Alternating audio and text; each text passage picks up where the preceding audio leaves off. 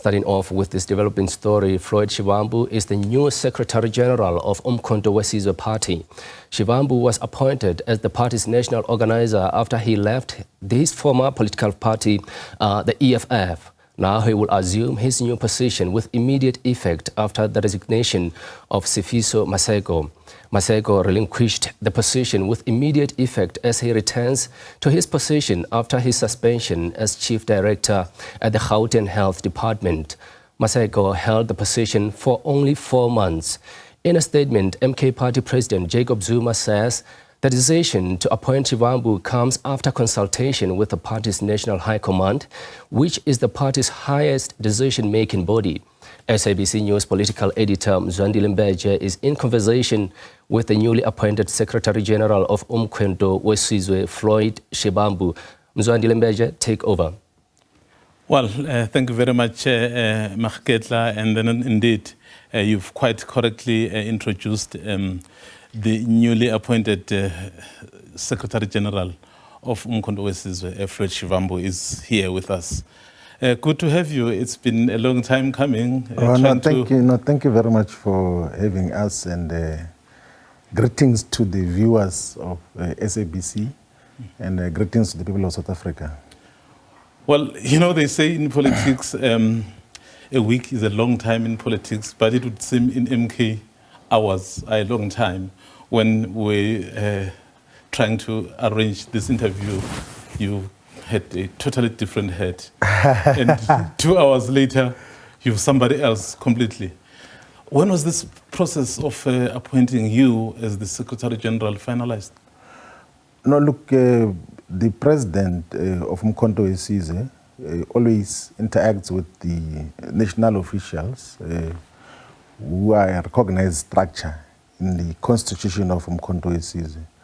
And then once that process is finalized, then affects the appointment. So the constitution empowers him to make appointments into the national leadership structures of Umkhonto weSizwe. But there had been discussions before from the president to indicate that now that the Secretary General, Dr. Sifiso Maseko, has to return to work, they might request that we play that particular role in Umkhonto weSizwe Party.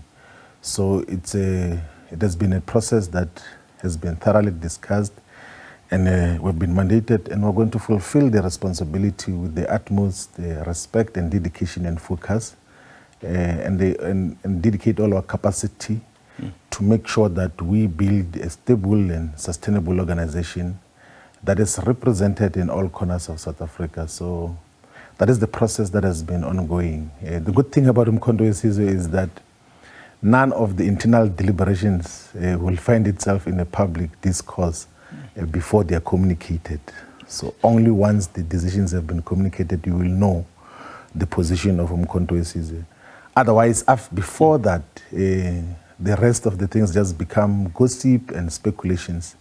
We are a disciplined organization that only communicates collective and sound decisions that are taken by the movement. Yeah. You would agree with me that there's been quite a high turnover of the Secretaries General. I mean, you've just come into this position, so there were so many people before you, and the party's not even a year. So is Floyd Shivambu going to last in this position, or is another 2 months and then you're out, somebody comes in? No, look, I think there has to be context as to understanding that. So, you know, one of the things which we have to say to the people of South Africa is that President Jacob Zuma knows what he's doing in terms of founding this organization. And at the founding stages, when certain things foundationally do not make sense, they have to be changed so that the foundation is not defected, the foundation is not corrupted in the manner that it is. So there have been changes of Secretary General positions 2 times. The other responsibility that was changed was due to the incumbent SG being a member of parliament. And Umkhonto weSizwe, there's a principle that you can't be a member of parliament and be a Secretary General. So when Sihle Ngubane was Secretary General, when he accepted the responsibility of being a member of parliament, he had to vacate the position. And now Dr. Maseko has other obligations as a government employee. But the other changes were due to political considerations to say that these perhaps were not the suitable candidates due to one reason or another. And in terms of the responsibility that we've been given now, there's a clear mandate of what we have to fulfill. And I'm 100% sure that in terms of the expectations, we will be able to optimally and efficiently, effectively fulfill all the responsibilities. Because one of the things that also defines our president of Umkhonto Wesizwe Party, it's zero tolerance to incompetence, zero tolerance to nonsense, zero tolerance to corrupt individuals and corrupt practices. So whenever people do things that are not mandated and outside of the organization, it takes decision immediately. It doesn't work on these things that were closing ranks even when there's wrongdoing. And I'm 100% sure that I'm not that character that will do wrong things. I'm not incompetent. I'm actually like far much more suitable for the responsibility or whatever responsibility that the organization can assign to me. So I think we're in for a long haul in the organization because he will never irrationally take a decision that shifts positions for the sake of it. He does it for sound political, ideological, and organizational purposes and reasons in the manner that it is. So we're here to play the role of Secretary General of Umkhonto Wesizwe. You know, as you articulate some of the decisions and your approach, there's a lot of emphasis on the president. One wonders if Umkhonto Wesizwe can exist without the main founder, which is the president of it, President Zuma. So this is how organizations are founded. They are founded by individuals. They don't just exist from the sky. They don't fall from the sky. They are founded by individuals who must give it the organizational and ideological direction. There's no doubt, it's actually beyond any doubt that President Zuma is the founder of Umkhonto Wesizwe, and it is still at its formative stages. He's going to play a central role as to what happens now in the intervening period. I played the role in the past of founding an organization. It was never having a conference in the first 12 months. It passed 12 months, it had conference after 18 months. And in the intervening period, the founders of the organization which I was part of were taking decisions as to what happens with that particular organization. Some organizations, by the way, found for more than 10 years. We've got organizations that are represented in parliament, who have been in municipalities. Some are even occupying government responsibilities, but have never been to elective conferences. Their founders are still giving it the direction that it deserves. So there's absolutely nothing wrong for President Zuma to give the ideological, political, and organizational guidance to Umkhonto Wesizwe. So these people who are saying, no, why elective conference, why appointment and everything else, that is how organizations are founded, and it's all rational. Anything else will be disastrous, will be suicidal, will be apocalyptic in the manner that it is. So we have, as an organization, a leader who is responsible. He knows what he's doing. He has got massive experience in terms of organizational leadership. He has been a Deputy Secretary General of the ANC, he has been a chairperson of a province, he has been a Deputy President of an organization, he has been a President of the organization, so he has got profound experience. He knows what works and what doesn't work. Yeah, no, I think I understand that. Yes. But you and I know former President Zuma is not a young man anymore. Yes. And then at some point, some will have to come and take over. In the constitution of the MK party, there's no provision for the elective conference. How do you envisage to navigate that eventuality, that at some point, so as someone who will exit the stage in terms of handing over to the younger ones, how are you going to navigate that stage? So, you know, part of the ideological, political guidance that is provided by President Zuma now is that we are founding an organization, and if you want to base that organization on elective conferences, you're going to make it vulnerable and accessible to factional politics, but also to influence of money that is going to come from wrong sources to influence its direction and even capture it for wrong purposes. So we're founding the organization based on these principles that are founded in the Constitution in terms of what happens. We are not thinking about the departure of President Zuma because we know he's not about to depart now. He's still strong. He's giving us the political guidance. And once the organization has gained its full traction, it's founded in all the voting districts, in all the wards, in all the sub-regions, regions, provinces. And once it has been able to overcome some of its immediate challenges, perhaps hindsight or maybe later on will then be able to reflect as to what do we do differently? How do we constitute the processes of selecting leadership, or do we assign that responsibility to someone else? But that will happen as and when we come across the bridge. We are not obsessed about that particular aspect. The immediate task that we have now, which is defined in the Constitution, is to build the presence of the organization in all corners of South Africa. And we're going to do exactly that. I get you. That's for the future, from what you are saying. Yes. But as I'm saying, God forbid, nothing happens to President Zuma. Nothing will happen to President Zuma. But you and I, so are not God. Yeah, no, yeah. Do you know? And we Okay, also, here's what I want to ask. Yes. What if tomorrow something happens? He is incapacitated in one way or the other. How do you then get to resolve the leadership issue? We don't work on those postulations. We are not even working on those postulations. What we know now is that the leadership collective which President Zuma has assembled thus far is a responsible leadership that knows what has to happen, if anything were to happen. And we don't even think about that, by the way. So we've got the responsible and capable leadership that knows that we carry a collective and individual mandates and obligations to build a united organization which is not just pursuing unity internally, but also seek to unite all the progressive forces. So there is absolutely no confusion, and I wouldn't think that we would write a constitution and a framework based on suspicions or superstitions that someone is going to disappear. We know what we're doing. President Zuma is leading us now, and all of us know, responsibly know, what should happen if you said God forbid, and we say that as well, that, and we know that there's nothing that is going to happen wrong to President Zuma. You know, sitting here listening to you, wearing the green colors, and I mean, you and I so have worked together, not necessarily in the same organization.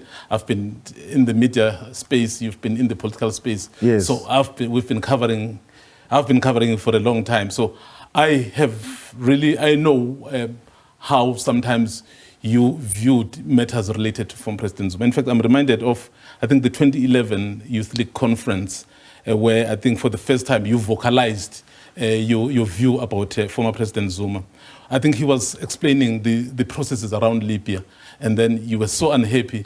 And then that famous Ukhuluma Nambab, Utinibab. Oh, yes. Yes. So, and then sitting here, 13 years later, seeing Floyd Shivambu speaking so glowingly of former President Zuma. So what has changed? What is it that has convinced you? I think, maybe if we want to let's historicize it properly. So, you know, in my entire political life in the student movement, those who served with us knew that before he was even president of the ANC, in the South African Students' Congress, we were part of the student activists that were openly supporting President Zuma. Like, I know he addressed one of the congresses of SASCO in Fort Hare University in 2003, who were those who were openly, to the extent that even the internal dynamics of SASCO were associated with those of us who were supporting President Zuma, such that we lost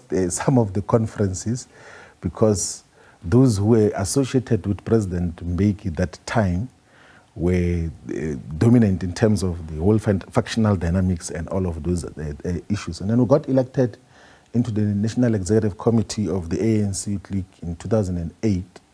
And as part of those who were associated with President Zuma as well, majority of us, if not all of us, were elected into the National Executive Committee of the ANC League in 2008, where in support of President Zuma. Actually, I remember that the first National Executive Committee of the 24th ANC Youth League, after the election, immediately we finished the National Executive Committee, went to support him in Maritzburg. I actually gave that recount when we went to support him currently again.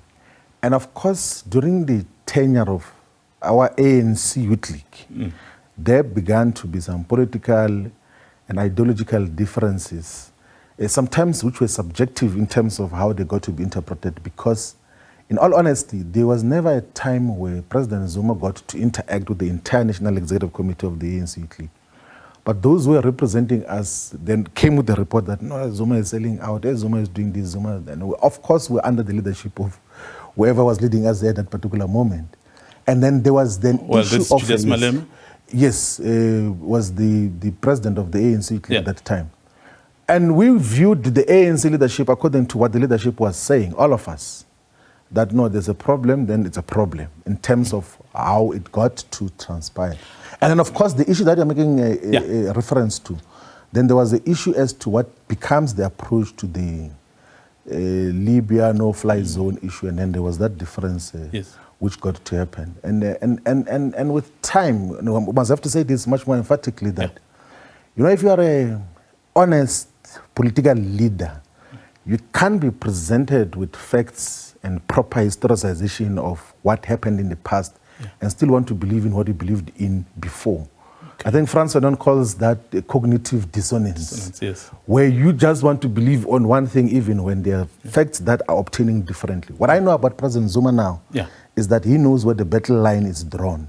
He knows that we are fighting this side as the anti-colonial, anti-racist, anti-neoliberal forces. And he knows who are our friends. That is why even his association with the progressive countries in the world gives testimony to that. There's never been an incident, not even a suspicion once, where President Zuma has been associated with the establishment, or the capitalist establishment, domestically, continentally, and globally. He has always fought on the side of the people. So, and those are the politics that we associate you understand. with. So, in short, you're saying somehow, I think in some platforms you said you had been mobilized against President Zuma. Yes. And then you've just said now, those who were leading you then, who gave you the report. I mean, I cannot think this refers directly to, I mean, your immediate former president, which is Julius Malema, who would give you those reports. No, is he one of the people who was... No, I honestly wouldn't want to discuss politics in a narrower sense. Like, it doesn't help in terms of proper contextualization of the historical moments and what got to happen. Yeah. But you would know that during President Zuma's presidency, there was a lot of falsehoods that were spread by the media, that there's a house which is built in Dubai, like a huge mention of 400 million, all sorts of falsehoods, by the way. And we fell into that trap and joined into that nonsense of saying there's everything wrong with President Zuma. And then we called for the commission of inquiry into so-called state capture. But when the revelations came on the state capture, we realized that actually there is nothing which has been alleged President Zuma had done wrong. Like, there's objectively nothing that represents any state capture from his side. But we fell into the trap because the politics which I am purposefully departing from, and I've never been part of that, even when the entire grouping was excited about individualizing politics and everything else there. Like, we have to move away from these things of wanting to fight individuals, because it blinds you from so many progressive things which otherwise, from a collective and fair engagement, can benefit society as a whole. There are so many things, like you can go and check when we're pushing the land question against the caucus of the ANC in Parliament. President Zuma says, I don't understand why the EFF and the ANC are not merging to have a common perspective on expropriation of land without compensation and amendment of Section 25 of the Constitution. But because we're blinded by, we're anti-Zuma, it doesn't matter what he says, we're not going to agree with anything. Okay. And those are the politics of the past which we must leave there and then focus on the future, which is defined clearly as an anti-colonial agenda that seeks total decolonization. And that is happening under President Zuma, and we're proud to associate with him. Yeah. On that, Yes. at some point, I think you were still a 6% party when you were still in the EFF. Yeah. You offered the ANC your 6% to change the constitution for nationalization. He was the leader. He didn't take it. No, that is not the correct reading of history. So, you know, this is how the parliamentary politics happens. You can actually go to your records, like you can actually be able to retrieve what his interventions were in terms of the EFF's proposal that we should amend Section 25 of the Constitution to permit for expropriation of land without compensation.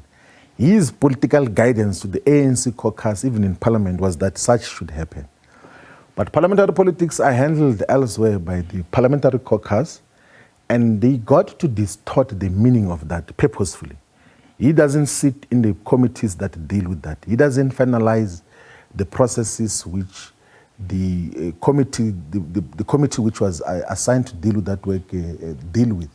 And at the tail end, now when the ANC had changed its leadership in Nazareth to elect Mr. Cyril Ramaphosa, then they got an opportunity to now say, let us not amend the Constitution to permit for expropriation of land without compensation, but the resolution of Parliament. And this is proper, pure historical facts that we can verify through writing as well. When the Parliament got to pass the resolution to do the public hearings and establish an ad hoc committee to go and speak to different people and receive submissions, it was President Zuma who was the president of the ANC and of the Republic. And when political power shifted, they were able to distort the meaning of how expropriation of land without compensation should be handled. And by the way, let me just clarify this. I'm not saying this now because I'm in Umkhonto weSizwe. I said it when I was still in the EFF. Like possibly for the past, if people pay close attention to what we say and write publicly, I said on several occasions that we were misled on President Zuma. Like long before there was even discussion of the formation of Umkhonto weSizwe. That is why, but as part of these engagements, that's why I really want to know. Yes. We were misled. Yes. Who misled you? So the entire discourse of South Africa's politics, right, inclusive of influential media platforms and state institutions, which in some instances were abused to pursue political agendas. It's not a secret that as public protector, Thuli Madonsela was in pursuit of a narrow political agenda. It also shows with what she got to do and who she got to associate with after her office as a public protector. At that time, we thought she's a genuine person who is in pursuit of a genuine agenda, but she was in pursuit of a class agenda which sought to portray President Zuma as corrupt, to portray President Zuma as a person who is not living within the Constitution, and she was doing so in protection of the white capitalist establishment. And we somehow fell into that trap, and that is why we supported Thuli Madonsela and said, let's have state capture inquiry and everything else. The inquiry happened. None of those monumental accusations that were made against President Zuma were proven there. Even in his absence, like they couldn't come and say, no, you didn't defend yourself. We've got the evidence that you bought a multi-million mansion in Dubai. You took billions of rands out of the state. They couldn't prove. There's so many allegations that we're making against the Siyabonga Gama, Lucky Montana, Brian Mulefe, all the critical role players in the government of President Zuma, but they were opposing them because those were beginning to push a proper radical agenda which was going to undo the injustices of the past and balance South Africa's economy to reflect its demographics in terms of population. So that is basically what got to happen. And I'm coming back to the same point again, that you can't be wise. You can't be a normal person when you are presented with clear facts which you verify yourself and you still continue to believe in what you believed in before. That is called cognitive dissonance. Yes. No, I want to move on to Black Unity and Progressive Forces. Yes. Which parties in the country you are looking at working with in terms of mobilizing for these big So the unification of the progressive forces, by the way, extends to all the political parties, including the African National Congress, the Economic Freedom Fighters, the Pan-Africanist Congress of Azania, all the progressive political parties. And of course, there are those that have to be rescued, one from their current capture and the ideological misdiagnosis of what constitutes their historical mission, and then purposed differently. Like, so the ANC is still a contested space, and in terms of how it is constituted and its direction now, but the unification of the progressive forces is the unification of all progressive political parties whose umbilical cords are buried in the same yard and are in pursuit of redress, of anti-colonialism, of anti-racism, of an anti-neoliberal agenda that is dominating the world now. So that is basically what we're in pursuit of. And Umkhonto we Sizwe becomes the platform that will unite all these particular progressive forces in a much more respectable and proper, progressive, unified, progressive manner. But there are other parties which have indicated that, yes, they can, perhaps you can cooperate in parliament, but outside of that, it's done. In fact, I think I'm just reminded of the tweet of Julius Malema after Dalimpofu had left, saying, well, he's expecting 2 more to follow. You probably may assist me if you do know who could those be. And then he's basically saying, well, so we are guided by leadership. We are not going under that criminal syndicate. So, I don't know about that. I did not read that as well. I'm hearing it for the first time. But also, I wouldn't want to make a response on sentence articulations. Perhaps if there was a political perspective that was given substantial in written form or in a political input, we could then be able to, because when you give a political input that has got huge historical meaning, you must first give the background as to what informs your perspective, what informs your characterization of any political development, and on the basis of that, we can then be able to respond to that. So I don't think I'm at a stage where I'm going to be reporting to or responding to Twitter things and everything else. Those are streets, man. We don't deal with those. I deal with organizational issues. Okay. After you've left the EFF, we've seen 1 or 2 high-profile individuals like Dalimpofu, the recent one, Busem Kweban. Yes, and Fanamukwe. And Fanamukwe. Do you know other people, perhaps, that you interact with? These are your comrades who may follow you, not necessarily because you have called them, but because they feel the way you do? I do not know of any of the leaders of the EFF, of any other political parties, who are going to join Umkhonto we Sizwe in the foreseeable future. But if they are there, we encourage them to do so, because Umkhonto we Sizwe is a progressive platform. And we are not in the process and in the habit of going to recruit the incumbent leaders of any political organization. They come by themselves. So here in Umkhonto we Sizwe, we say that Asbabiz Bayazizela, they come by themselves. And these are adult comrades who have got proper political history and credentials. They know what they're doing. So to delegitimize and want to rubbish their political decisions out of political consciousness of joining Umkhonto we Sizwe is just too low. So we must respect everyone's decision that if they think that their platforms to fight for the anti-colonial agenda, for total decolonization is Umkhonto we Sizwe, they should do so. When we were younger, like when I was 30 years old when we started the EFF, because at that time, we thought that the ANC is not a correct vehicle to fight for economic freedom in our lifetime, and went to found the economic freedom fighters. If there are those who believe now that the economic freedom fighters, the ANC, the PAC, the UDM, and all other organizations are not correct vehicles and instruments to fight for total decolonization, they must come to Umkhonto we Sizwe and boldly participate and without any shame participate in Umkhonto we Sizwe, because that is what we're encouraging, that let us constitute a platform. And the historical context of this is that these multiple political formations that exist there, and there are not helpful in the otherwise agenda that has to be fought in unity by all the anti-colonial forces, because those, they get subjected to subjective weaknesses which we cannot overcome. I'm actually very interested in this point you are making. Yes. You know, I've been seeing a lot of fights between you and some of the people in the EFF on the social platform.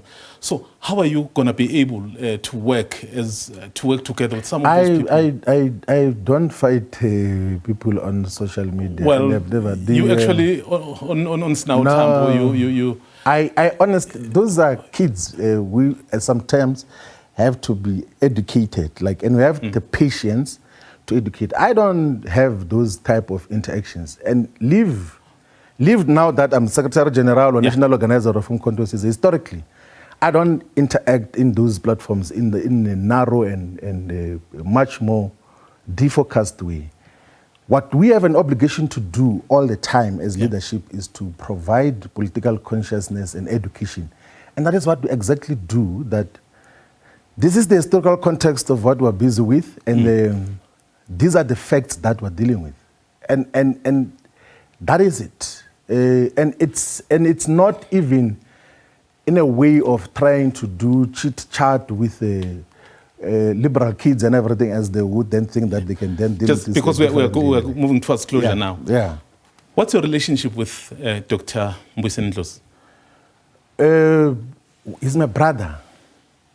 Mbuyiseni is my brother, in a true sense of brotherhood. My relationship with Mbuyiseni is not political relationship in J. It's a brotherhood relationship which has been there for more than 20 years now. So you can imagine that he is not 40 yet, and I'm just 41 years old now. So if we have had the relationship for 20 years and a very trusting relationship, he's my brother, but he holds his own political views in terms of how we should handle some of these issues. I'll give you an example that when we were campaigning for the 2024 general elections, we had given a political guidance that there must not be any attack of leaders and political engagements between the EFF and Umkhonto we Sizwe, that because we potentially are going to have unity. But at some stage, he saw it fit to take a platform and delegitimize President Zuma based on what he could not do when he was the head of state and president. And it's his own views. He has got his own independent views in terms of how he articulates his own positions. I don't claim ownership of Mbuyiseni is saying I will never claim ownership of his ideological direction or politics, but we've worked together for the longest time. We disagree on some of the issues, the technical issues, but ideologically, we're almost always aligned in terms of what is to be done. The issue is to how do we do that differently. Given how you've characterized your relationship with him, have you tried perhaps, because remember you're building here, have you tried to recruit him to MK? I think I just said earlier that I'm not in the process of recruiting leaders of you other have just said parties. The way you relate to him is I more know, like a brother. I know, but I know. Speak about those things. I want to assist you now that I'm not in the process of recruiting leaders of other political parties, but if they come, we're going to welcome them firmly and encourage them to participate much more meaningfully in the politics of Umkhonto we Sizwe. I'm not in the people that we are recruiting is the voters out there. Is the people who are going to give Umkhonto we Sizwe 2/3 majority in the 2029 general elections. Those are the people that we are persuading. And if leaders of different political parties want to play that role in Umkhonto we Sizwe, we encourage them to come and play that role in Umkhonto we Sizwe. But we're not in the process of poaching leaders that, no, leave this organization. We're going to promise you a better position this side. We're not in the business of doing that. We're in the business of consolidating structures of Umkhonto we Sizwe on the ground. We want to have Umkhonto we Sizwe to have a national footprint. A lot of people are saying that it is concentrated in terms of support now in Mpumalanga, in parts of Gauteng, and in KwaZulu-Natal. But I can tell you now that come 2026, come 2029 local and general elections, respectively, Umkhonto we Sizwe will be the biggest political party in South Africa and will be represented firmly in all corners of this country. Who is the national organizer now? So the decision on national organizer has not yet been taken. The leadership collective is still going to make reflections on that, and then will identify from amongst members of Umkhonto weSizwe as to who will play the role of national organizing. But it's part of the Secretary General's office, so the responsibilities more or less that accrue to the national organizer will still be exercised under the SGO, which we have been humbled to be assigned to play by our Commander General and President Jacob Zuma.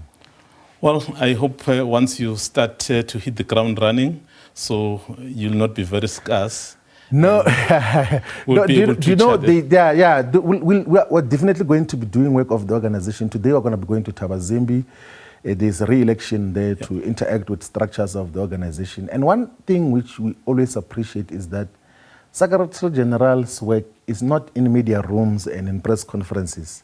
Secretary General does work on the ground, and that is where we're going to be found every day. We'll be interacting with structures and members of Umkhonto weSizwe. That is where we belong, not in media rooms, not in press conferences. But to communicate those decisions. And there are people who are assigned to deal with that. There are people who are assigned to deal with that. The Secretary General plays a separate role, not media rooms. Like those who play media roles, they know what they are busy with. We in Umkhonto weSizwe were on the ground and not trying to become television presenters. Well, thank you very much, the newly elected or appointed Secretary General of Umkhonto weSizwe. No, thank you very much. Floyd Shivambu. No, thank you very much for having us, and we're looking forward to interacting with members of the media, but most importantly, with structures and potential members and leaders of Umkhonto weSizwe. Thank you. Well, that was the newly appointed Secretary General of Umkhonto weSizwe speaking to the media, I think for the first time, outside of that press briefing. I'm not talking about the podcast. We spoke to Sizwe Mpofu. I'm not talking about podcast. I'm talking about part of the media legacy media. Yeah, that is part of the media. Yes. Yeah. Well, that is Floyd Shivambu, and we expect to be having these kinds of engagements going forward as we go to the break.